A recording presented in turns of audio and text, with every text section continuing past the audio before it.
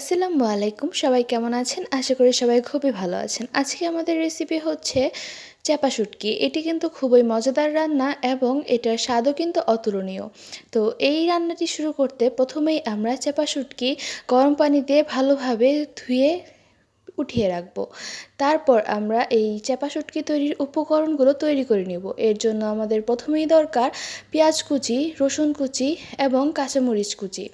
তারপর একটি প্যানে অল্প একটু তেল দিয়ে আমরা ধুয়ে রাখা চাপা শুটকিগুলো দিয়ে দিব এবং দিয়ে দিব অল্প একটুখানি হলুদ দেওয়ার পর আমরা এটা ভেঙে নিয়ে ভালোভাবে ভেজে নিব।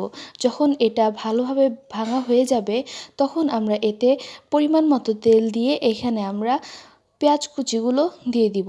পেঁয়াজ কুচি দিব, পেঁয়াজ কুচির সাথে আমরা এখানে দিয়ে দিব রসুন কুচি, লবণ, হলুদের গুঁড়া, মরিচের গুঁড়া, মরিচ কুচি এবং অল্প একটু পানি দেওয়ার পর আমরা এটা ঢেকে দিব। তারপর একটু করে ভাজা ভাজা করার পর আমরা এখানে দিয়ে দিব ধনেপাতা কুচি।